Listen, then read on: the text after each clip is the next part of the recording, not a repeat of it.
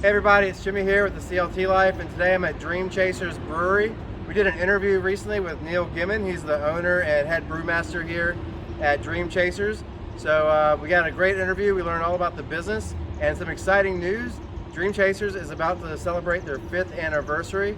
They're going to shut down this entire block on May 22nd and have a huge party. So make sure you block off your calendar as well. Now, let's take a look at that interview. The CLT Life presents Dreamchasers Brewery, hosted by Jimmy Grappone. Today I'm at Dreamchasers Brewery in Waxhaw, North Carolina. I'm with the owner here, Gimon, and we're going to learn a little bit about Dreamchasers. I know you opened the business about 3 years ago. No, 5. 5 years ago. Wow, time really goes fast. 5th anniversary coming up on May 22nd. It's going to be a big party. We're shutting down the streets and having ourselves a good time. There we go. So 5 years. So Neil, tell us a little bit about some of the activities that you offer here at Dreamchasers. Well, we always have something going on here, and we always have a food truck, a different food truck here every single day. Probably over half of them are Waxhaw residents then, and they have their small businesses in their truck then. But we always try to get something different than what some of the other restaurants are down here then too, especially on Friday and Saturday nights when all the restaurants get busy. It's something else, it's something different we get from that then. But also on Tuesdays we got our music bingo, which is a lot of fun. We usually get everybody dancing around in the halls around here. Bingo, right? Bingo, yes. Bingo. It's always a lot of fun. And then we've got trivia on Wednesdays, which is my personal favorite. I'm a master of useless information, so we don't win. I'm not allowed to win any of the prizes though. So, but then on Thursdays we have open mic night now. We've got pinball tournaments then, and then we're going to be bringing back our comedy shows probably in June. Did you say pinball tournaments? Pinball tournaments. So you roll in pinball. What do you have? You have a couple pinball machines. I've got my own arcade. So yeah. So there's I was just reading in South Carolina. There's a big resurgence in pinball. Oh yes. Oh yes. I just learned about this recently. Oh yes. No, we have a great time. We got 4 pinball machines, a claw, and also a multi-cade arcade machine. So we do good business. And you took a personal passion of brewing beer and turned it into successful and thriving business that is really it's really one of the landmark businesses in downtown Waxhaw now after 5 years in business. we tried. No, it was. I spent about 5 years putting together a business plan to be able to do this, and we wanted to come down here to Waxhaw because first of all, love Waxhaw. It's a great little quintessential southern little town then. But this is being a very big bedroom community of Charlotte. The closest brewery really was 20 miles away. So what if you had a brewery in your backyard that brewed up really, really good beer that you can just have to just come on down on the weekends or during the week? And we've been doing that for the past 5 years and doing it really, really well. Yeah. So you've won, I know you've won lots of awards for a couple of your IPAs and maybe some other drinks. We've won a bunch of gold and silver and bronze medals in international competition for our beer then, and we're very, very proud of that then. And at times I don't think people realize about the quality of beer that they're getting at our place here then. So, but we're definitely it's been a change of customers coming in. When we first opened up, we said, "What do you got that's like Bud Light?" Right? Yeah, we got light beer then, but I think people are getting more refined taste and understanding about what it takes to make craft beer too. So it's been a great journey. I know beer's on tap here. Yeah, exactly. Here's what we got on here right now. We want to have something a little bit for everybody then, just something. Not everybody likes one type of beer, or people like a couple types of beer, but there's something that's available to everything. So we usually will have is a couple IPAs. We'll have a couple of beers that have not really much in the way of hops, and then we've got other ones with flavor. We've got stouts. We've got a couple of things that we would go with too. Nice. But we also do a lot of business with our wine and with our adult sorbet machines then too. So adult sorbet. Well, they're basically they're wine based then, and we put it all together. So it's really good on a hot day then for sure then. So nice. But we just have something for everybody here. And all this is made. I know. So everything here is made in house, correct? That's correct. On site. We have a 10-barrel brew house in the back over here then. So that's great. Can we take a little sure, peek back there? Yes. Now, watch your step back here. Yeah. It's an active brew house then. Alright, so this is our brew house then. On the right you've got is our mash tun. This is where we put all the cracked grain into there, and we let it soak at about 158 degrees to be able to extract all the sugars out of the grains then. And then after a while, about an hour or so, my brewers will go through and start pumping that wort into the kettle here. This is a 10-barrel brewing system, so 1 barrel of beer is about 30 gallons of beer, so we're doing 300 gallons of beer at a time. Wow. And how long does it take to make the batch? Well, we do one batch of 10 barrel. It probably take about 6 hours altogether from set to done. From that point all the way over to cleaning out and pumping it over into the fermenters, getting the yeast in there, and be able to make sure that everything's all good to go. So are you producing beer every day?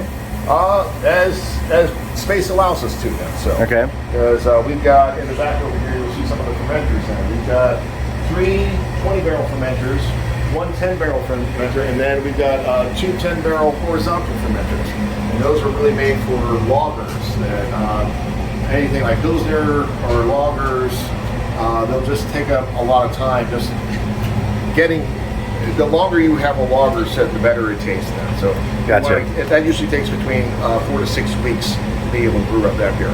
Ales will take about 2 weeks worth of beer, 2 weeks at a time. So if you've got a 20-barrel fermenter that's holding 20 barrels of lager, you can brew up 3 times ales through that period then. So okay. Why is it important for people to support small businesses and local businesses? Because this is a family over here. When you go to a corporate business, the profits are going to pay for the CEOs and their jobs. What you're paying for here is that for dance lessons for a daughter, or braces for a son, or just being able to do a car payment. Just know that too. The money that we make here, we put right back into this business. I want to take care of my staff here then too. My staff is my family here then. And that's one of the reasons why we do so many great things here, is because everybody's dedicated to work here. So, but it's just coming down Main Street of Waxhaw. All these businesses down here are all small businesses. They're mom and pop operations then. And when the beginnings of the pandemic closed us down for 2 months, we could only do to-go beer, and it was so phenomenal is that the citizens around here came out and they bought up 4-packs, they bought up our crowlers, they bought up everything, and they really kept us going then. And we're still at only 75% capacity right now, and I know a lot of these restaurants around here have been closed for many months. So it's just really important that everybody helps small business, because these are people's lives. These are people's dreams that we put together. And if you like the first half of this interview, stay tuned for the second half, where we learn how Neil took his hobby of brewing beer and turned it into an award-winning business. Also, be sure to subscribe to our YouTube channel.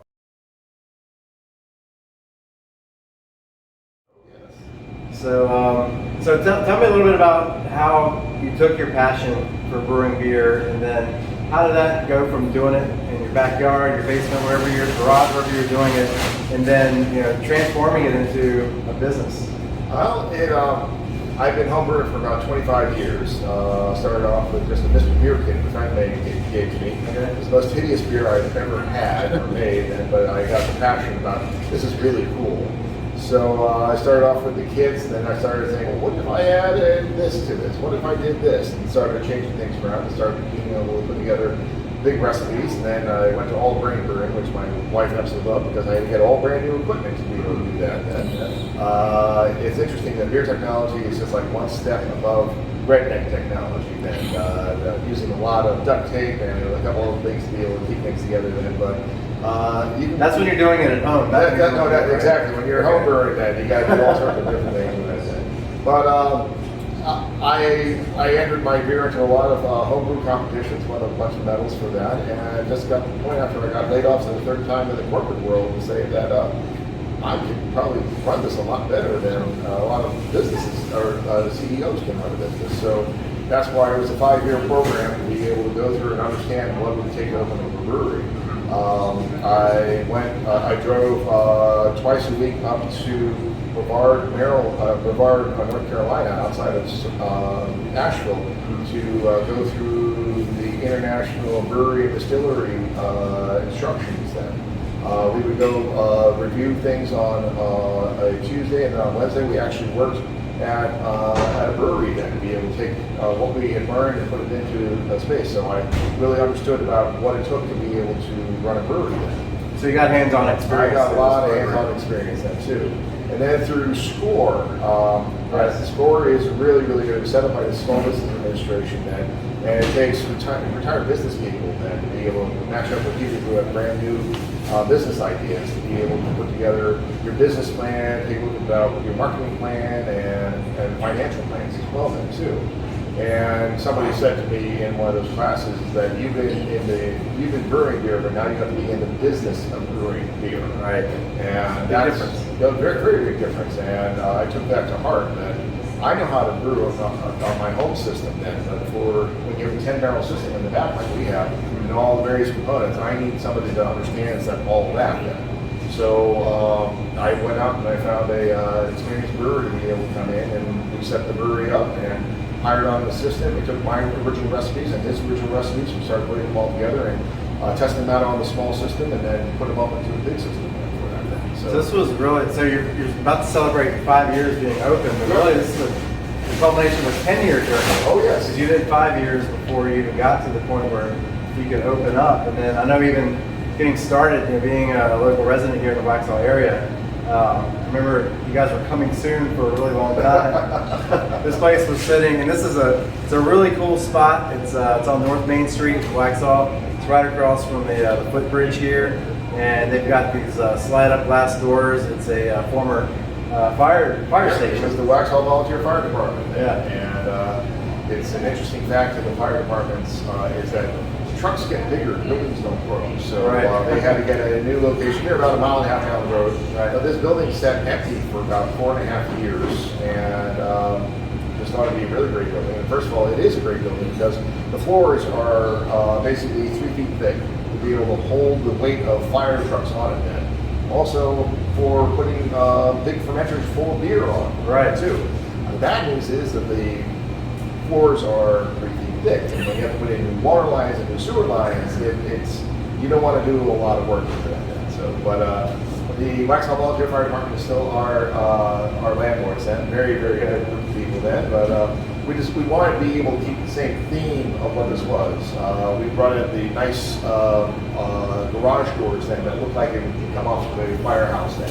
And we've got a corner in our entry room about just showing some pictures and some artifacts then from Waxhaw Volunteer Fire Department. Because I really want people to remember that this was a really important building from the town of Waxhaw, and we truly respect the firemen. So. That's awesome. So anything that you want to add? We talked about this, the 5th anniversary coming up on Saturday, May 22nd. It's going to be a really, really good time.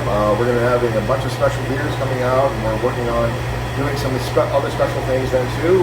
We can't wait for the town of Waxhaw to get back into their schedule for their events, because when they have their outdoor events, it helps everybody around too. So as people are getting more vaccines and feeling a little bit more comfortable about things, I'm looking forward for things to get back to normal as quickly as possible. Absolutely. Oh, we are too. So, Neil, thanks so much for taking a little bit of time to talk to me today and help share your story and get your story out there to people, go out in the Charlotte area, and hopefully beyond there. Hopefully we can get some people coming to Charlotte saying, "Hey, I got to make a trip down to Waxhaw to check out Dreamchasers Brewery." So exactly. It's my local brewery. I certainly recommend coming down and checking it out. So thank you so much. Thank you. Thanks everybody for taking the time to watch this video.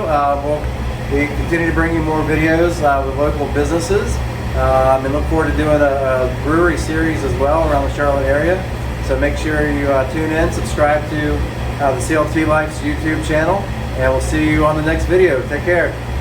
Bye-bye.